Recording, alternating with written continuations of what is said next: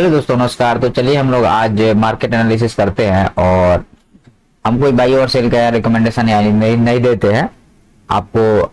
अगर मार्केट में पैसा इन्वेस्ट करना है तो सेबी रजिस्टर्ड एडवाइजर से बातचीत करके इन्वेस्ट कीजिएगा, क्योंकि ये बहुत ही ज्यादा रिस्की गेम है।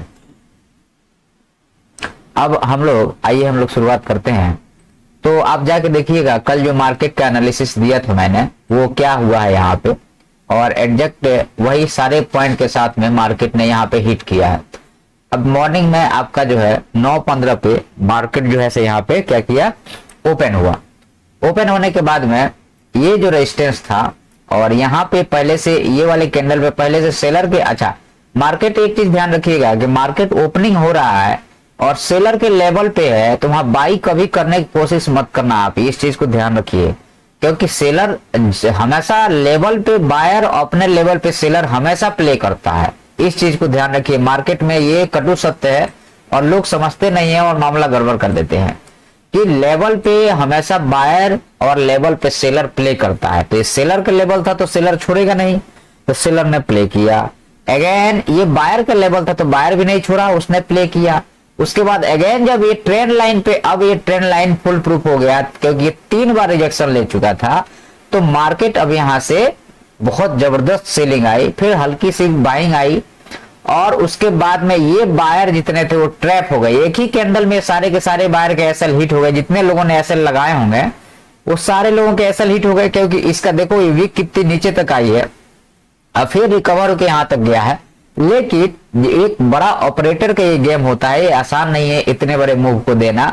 और अगर हम लोग मेजर करें तो ये मूव आपका लमसम 168 पॉइंट का है। तो जितने लोग बाई करे होंगे और एसएल लगाए होंगे, सारे लोगों के एसएल दंदन हिट हो गया, मार्केट यहाँ पे आ गया। अब फिर जो ऑपरेटर था उसने अपने पोजीशन को तुरंत कवर किया और ये मार्केट को बीच पे ले जाकर क्लोज किया। उसके बाद जितने लोगों के एसएल हिट हो गए तो बाहर हो गए, और बाकी लोगों के लॉस दिखने के कारण फिर उन्होंने धीरे धीरे अपने पोजीशन को कट करना शुरू किया और ये मार्केट धीरे धीरे नीचे आया। अच्छा, अब यहाँ पे बात ये है कि आखिर में ये जो 15 मिनट का ये जो कैंडल है इतना बड़ा क्यों बना। अगर हम लिक्स पे आए तो कितना बड़ा एक कैंडल है आप देखोगे तो ये कैंडल है आपका कम से कम 300-400 पॉइंट का कैंडल डायरेक्शनल मिला है। तो ये इतना बड़ा कैंडल बनने का लॉजिक ये था कि यहाँ पे बायर का एसएल था। देखो आप, ये बड़ी कैंडल जो थी ना ये वाली, इसके बाद में बहुत सारे लोगों ने यहाँ पे बाई करके होल्ड करके रखा था, बहुत सारे लोगों ने। तो ये बात किसको पता है? सेलर को पता था कि यहाँ पे बहुत सारे एसएल हैं और ये अगर इसके नीचे क्लोज करना शुरू कर दिया तो एक बहुत बड़ा कैंडल बना जो कि 300-400 पॉइंट का कैंडल था। और उसके बाद में 300-400 पॉइंट जब मार्केट मूव कर जाता है तो उसके बाद लोग प्रॉफिट बुक करना भी शुरू कर देता है। तो मार्केट में क्या हुआ, यहाँ पे इस लेवल से आपको क्या हो गई, हमने ये नीचे का लेवल दिया था तो मार्केट यहाँ से जो है और थोड़ा ऊपर से मार्केट जो है सो यहाँ पे 24,000 से 24,050 से मार्केट रिकवरी दिखाना शुरू कर दिया। और मार्केट जो रिकवरी दिखाया तो ये जो रिकवरी था वो आपको डायरेक्शनल रिकवरी था। और यहाँ पे अगर हम ट्रेंड लाइन लगाते हैं तो ये ट्रेंड लाइन पे बकायदा जो है उस ट्रेंड लाइन को 15 मिनट में फॉलो करते हुए मार्केट गया है। ठीक है, तो ये आपका निफ्टी का चार्ट है। कल का हमारा एनालिसिस अगर आप जाके देखिएगा तो आपको स्पष्ट पता चलेगा कि मैंने ये बात बोली थी कि मार्केट गैप अप होता है इस लेवल पे तो सेलिंग आएगी, इस लेवल को निकालेगा तो ही बाइंग आएगी, नहीं तो हमें सेल ऑन राइज के साथ रहना है। और मार्केट ने वही किया और इससे भी ज्यादा सुंदर लेवल काम किया है बैंक निफ्टी का। आइए हम लोग देखते हैं। देखिए, मैंने बोला था आपसे कल के हमारा जा करके ऑब्जर्वेशन देखिएगा, वो 100% यहाँ सही हुआ है। मैंने कल क्या बोला था कि मार्केट में आपका ये एक ट्रेंड लाइन है जो कि बहुत दिन से मार्केट फॉलो अप करते हुए आ रहा है। देखो आप, ये ट्रेंड लाइन को मार्केट बहुत दिन से फॉलो अप करते हुए आ रहा है। यहाँ पे एक बाइंग आई थी लेकिन वो फेल हो गई। तो हमारा ये अनुमान था कि मार्केट अगर इसके ऊपर टिकेगा 15 मिनट के कैंडल तो अपन बाई करके चलेंगे। हमने कल यही बोला था, अगर आप जाके देखिएगा तो। अब क्या हुआ, यहाँ पे ये मार्केट खुलते ही गैप अप खुला और धनाक से नीचे आ गया। तो सेलर को पता था कि अगर ये इसके ऊपर गया तो बाइंग करके चलना है, लेकिन सेलर को ये पता था कि अगर हम इसके नीचे क्लोज कर दें तो हमारा वो जीत जाएंगे।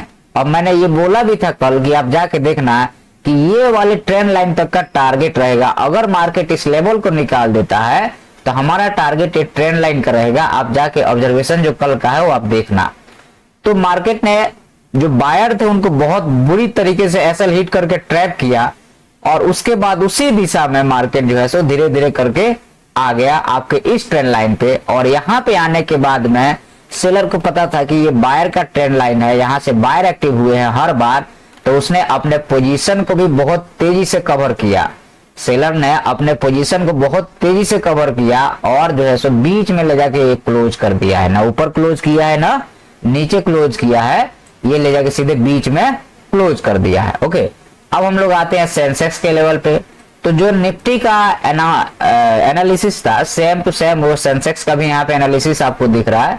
सेल ऑन राइज था, उसके बाद में फिर यहाँ पे बाई ऑन डिप का सिद्धांत आया यहाँ इस लेवल के 50% रिकवर होने के बाद में। और निफ्टी फाइनेंस में भी मैंने बोला था, कल मैंने ये बोला था कि निफ्टी जो है वो बायर के हैंड में है और बैंक निफ्टी सेलर के हैंड में है। तो अगर डायरेक्शनल मार्केट होता है तो कोई एक हारेगा कोई एक जीतेगा। तो यहाँ पे आज सेलर जीत गए और बायर यहाँ पे आज अपना पोजीशन लूज किया है और मार्केट सेल ऑन राइज हो गया है। यहाँ से आया मार्केट, फिर रिकवर किया, फिर सेलिंग की गई, फिर रिकवर किया, फिर सेलिंग की गई।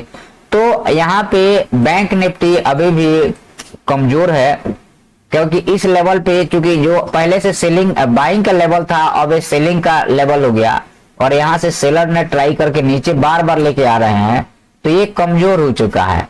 अच्छा, निफ्टी भी अब यहाँ पे है कि निफ्टी का ये वाला लेवल अगर अब हम लोग कल के लिए एनालिसिस अगर करें तो देखो मार्केट में अगर हो सकता है कि कल यहीं पे खुले, ये गैप डाउन ही खुले, मार्केट जो है कल यहाँ से गैप डाउन खुले और धीरे धीरे बाइंग होके जाए और फिर से सेलिंग आ जाए, एक ये कंडीशन है। और अगर गैप अप इस लेवल के ऊपर मार्केट निकालता है तो भी ये सेलर अभी एक्टिव हो जाएंगे और फिर से यहाँ पे ले आएंगे, फिर बाइंग होके ऊपर जाएगा। और अगर ये इस लेवल के नीचे यहाँ पे खुल करके और नीचे निकालना शुरू करेगा तो अगेन ये नीचे एक डिप लगा देगा। ये कल के लिए एनालिसिस हो गया। अच्छा, बैंक निफ्टी के लिए देखो बैंक निफ्टी रेंज में क्लोज हुआ है, तो बैंक निफ्टी रेंज में क्लोज हुआ है तो यहाँ पे हमें अभी इंतजार करना पड़ेगा। अगर ये कल गैप डाउन यहाँ पे खुलता है तो अगेन बाइंग आएगी और प्राइस एक्शन के साथ ऊपर जाएगा, और गैप अप खुलता है तो सेलिंग आएगी और प्राइस एक्शन के साथ नीचे आएगा। कल बैंक निफ्टी की एक्सपायरी भी है, तो अगर ये देखना हो सकता है कि ये कल गैप डाउन ही खुले और यहाँ से बाइंग आए और इसी में ये क्लोज हो जाए। और फिर निफ्टी में भी हो सकता है कि ये लेवल पे है तो हो सकता है ये यहाँ खुले और धीरे धीरे बाइंग होके यहाँ जाए और अगेन सेलिंग होके नीचे आ जाए। और सेंसेक्स में ये अगर इधर कहीं भी खुलता है तो आपको शॉर्ट करना है और इधर कहीं भी खुलता है तो बाई पहले करना है और फिर नीचे आता है तो इसको शॉर्ट कर देना है। तो ये सारे हमारे लेवल्स हैं जो आप लोग ध्यान रखिएगा कल के लिए। और वीडियो पसंद आता है तो सब्सक्राइब कीजिएगा। धन्यवाद।